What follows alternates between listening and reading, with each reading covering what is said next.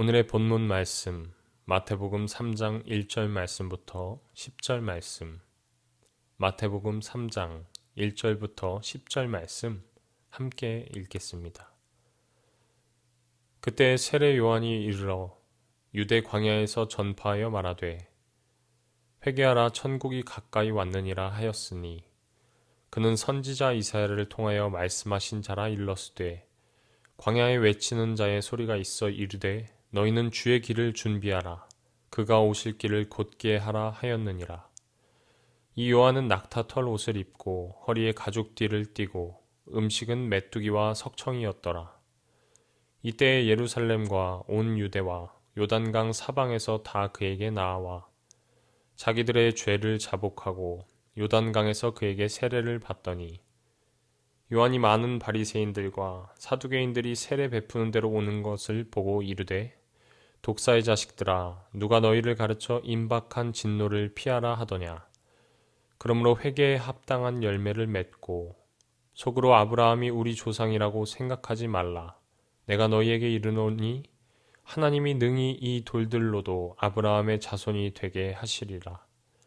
이미 도끼가 나무 뿌리에 놓였으니 좋은 열매를 맺지 아니하는 나무마다 찍혀 불에 던져지리라.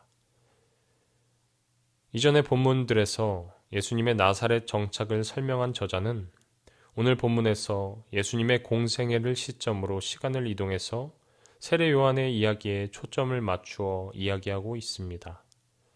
세례 요한은 예수님의 등장에서 아주 결정적인 역할을 한 인물입니다.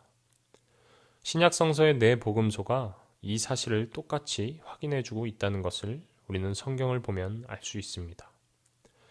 마태복음 3장 2절에 세례 요한은 회개하라 천국이 가까이 왔느니라 라고 하고 있고 마태복음 4장 17절 말씀에서 예수님은 회개하라 천국이 가까이 왔느니라 라고 하십니다. 세례 요한의 이러한 천국, 곧 하나님 나라에 대한 선포는 예수님께서 하시는 선포와 완전히 같은 맥락에서 이야기하고 있는 것입니다. 마태복음에서는 세례 요한을 구약의 마지막 대표적인 선지자로 예수님을 구약의 말씀을 온전히 완성하신 분으로 이해하고 서술합니다. 세례 요한은 하나님 나라가 가까워 왔음을 선포한 구약의 마지막 선지자였습니다. 그는 이스라엘 백성들이 애굽에서 광야로 나왔던 것처럼 유대 광야에서 복음을 전하며 회개를 명했고 또 천국이 임박했음을 선언했습니다. 그에게서 광야에서 여호와의 길을 예비하라 한 이사야 40장의 예언이 성취되었던 것입니다. 또한 엘리야 선지자와 엘리사 선지자가 궁핍하고 가난한 삶을 살며 선지자로 사역했던 것처럼 세례 요한도 낙타 털옷을 입고 허리에 가죽띠를 띠고 메뚜기와 석청을 먹으며 사역했다고 본문 4절 말씀에 나와 있습니다.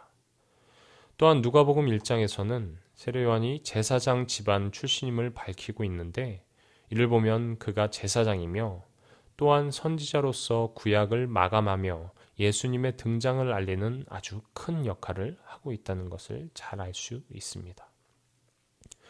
오늘 본문 말씀 5절을 보면 세례 요한의 이와 같은 선포는 유대 백성들에게 아주 열광적인 반응을 얻은 것으로 나와 있습니다. 예루살렘과 온 유대와 요단강 사방에서 다 그에게 나아왔다고 쓰여 있습니다. 그 당시 유대인들은 세례 요한이 선포하는 말씀을 그대로 믿고 따르며 자신들의 죄를 엎드려서 고백했습니다. 또한 요한도 그들의 믿음을 인정하고 세례를 베풀었습니다. 여기서 나오는 물 세례는 정결을 의미하고 있습니다. 시내산 언약전에 이스라엘 백성들이 옷을 씻어서 자신을 정결하게 했습니다. 출애굽기에 나와 있죠. 또한 죄로 더러워진 이스라엘에게 하나님은 자신을 씻으라고 하셨습니다. 에스겔서에는 하나님의 종말에 이스라엘을 회복하실 때 그들을 물로 정결케 하실 것이라 라고 쓰여 있습니다. 백성들은 이러한 사도 요한의 가르침에 따라서 요단강 물에 잠겼다가 일어나는 세례를 받습니다. 그러나 요한은 바리새인과 사두개인, 당시 사회에서 정치적, 종교적인 지도층에게는 절대로 호의적인 모습을 보이지 않고 있습니다. 일반 백성들에게 요단강에서 세례를 베풀었던 모습과는 대조적으로 오히려 그들에게 독사의 자식들이라고 지칭하면서 호통치고 있습니다. 또한 그들에게 진노가 임박했다고 외쳤습니다. 그렇다면 왜 사도 요한은 종교적, 정치적인 지도층인 이들에게 이렇게 호통을 치고 있는 걸까요? 살펴보자면 당시 바리새인들과 사두개인들은 자신들의 욕망을 따라서 각종 악행을 저지르곤 했습니다. 종교적인 지도자이고 또한 정치적인 지도자로서 사람들에게 본이 되고 이끌어 주어야 할 존재들이 자신들의 이기적인 욕망에 따라서 각종 악행을 저지르곤 했던 것입니다. 이들은 하나님을 순수하게 믿는 대중들을 선동하고 속여서 자신들의 배를 불리고자 했던 자들의 것이었습니다. 그래서 세례 요한은 이들에게 회개에 합당한 열매를 맺으라 라고 이야기합니다. 또한 그들이 유대인의 혈통을 타고났다는 이유로 구원을 받을 것이라 착각하지 말라고 경고하고 있습니다. 요한은 이들이 회개하지 않는 이유가 이들이 속으로는 아브라함이 우리 조상이고 우리는 그들의 자손이라고 생각하기 때문이라는 지적을 하고 있습니다. 혈통적으로 아브라함의 자손이라는 사실이 이들에게는 근거 없는 거짓된 안정감을 주고 있는 것입니다.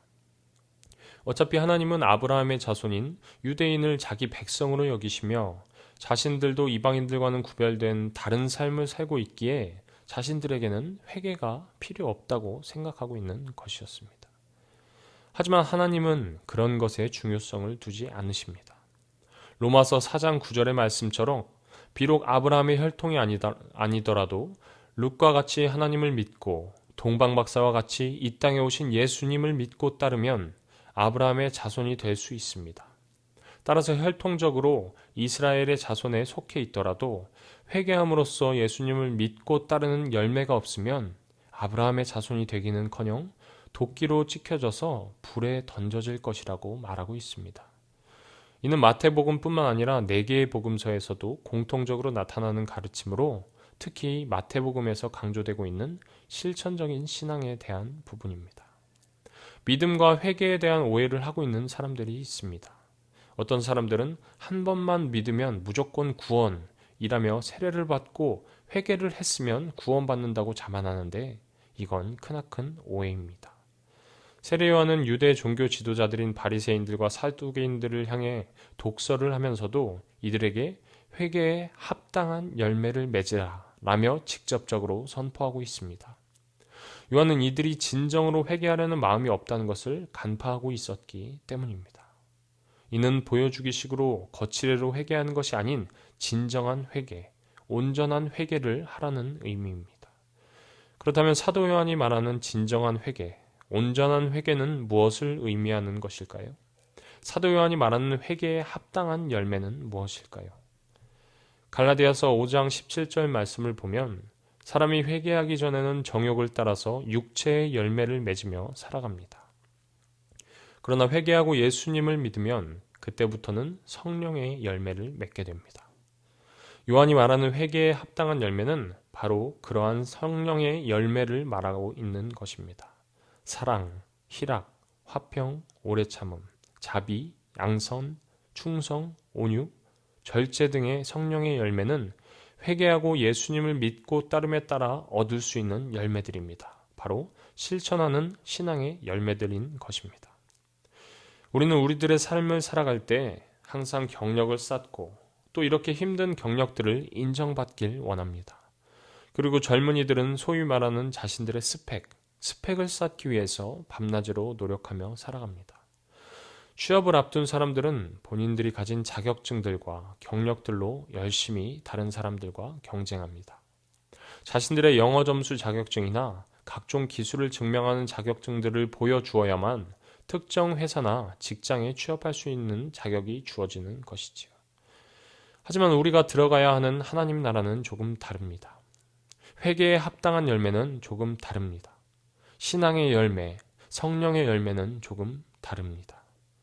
이 세상에서 우리가 따놓고 사용하는 자격증과 스펙과는 다른 것이지요. 한 번 따기만 하면 사용할 수 있는 자격증이 아닙니다. 착각하기가 아주 쉬운 부분인 것이지요. 오늘 우리가 함께 읽은 본문에 나오는 바리새인들과 사두개인들처럼 혈통과 가문, 민족 등을 근거로 말하면서 자신들이 하나님의 백성이라고 착각하기가 쉽습니다. 오랫동안 교회에서 신앙생활을 했고 또 예배를 빠진 적이 없고 교회에서의 직분 등을 근거로 구원을 받았다라는 자만에 빠지기 쉽습니다. 우리가 한번 회개했다고 구원받고 하나님 나라에 바로 가는 것이 아닙니다. 회개는 구원의 필수 조건이 맞습니다만, 하지만 교회에 열심히 다니고 신앙생활을 하는 것이 회개의 일부는 될 수 있어도 전부가 될 수는 없는 것입니다.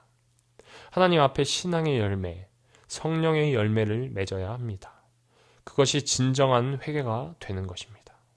단지 우리와 열심과 노력으로만 되는 것도 아닙니다.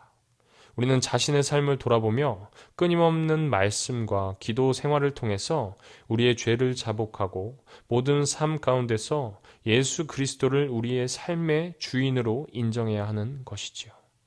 그것이 진정한 회개가 되는 것입니다. 이를 통해 회개에 합당한 열매를 맺는, 성령에 합당한 열매를 맺는 저와 여러분이 되길 주님의 이름으로 축원드립니다. 기도하겠습니다.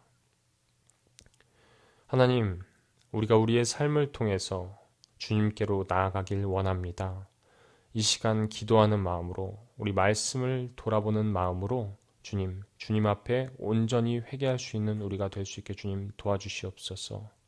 그 회개를 통하여서 우리 주님께로 한 발자국 더 가까이 갈 수 있고 또 성령의 열매, 회개에 합당한 열매를 맺을 수 있는 우리가 될 수 있게 주님 저희들을 인도하여 주시옵소서. 지금은 우리 구주 예수 그리스도의 은혜와 하나님의 아버지의 크신 사랑하심과 성령님의 감화 감동하심이 추운 날씨와 코로나로 인해서 힘들고 어려운 상황 속에서 하나님 아버지를 믿고 의지하며 회개와 기도로서 자신을 지켜나가려 노력하는 성도님들과 우리 성도님들의 가족들과 가정과 그들의 일터 위에 우리 교회와 우리 민족과 북한 동포들과 해외에 나가 선교하시는 선교사님들과 그들의 가정과 사역 위에 그리고 고3 수험생들과 군에서 열심히 사역하고 있는 청년들 그리고 어려운 시기에도 열심히 취업을 위해서 노력하는 청년들 위에 우리가 중보하며 기도하는 우리의 전도 대상자들 위에 이제로부터 영원토록 함께 하시기를 간절히 축원하옵나이다. 아멘.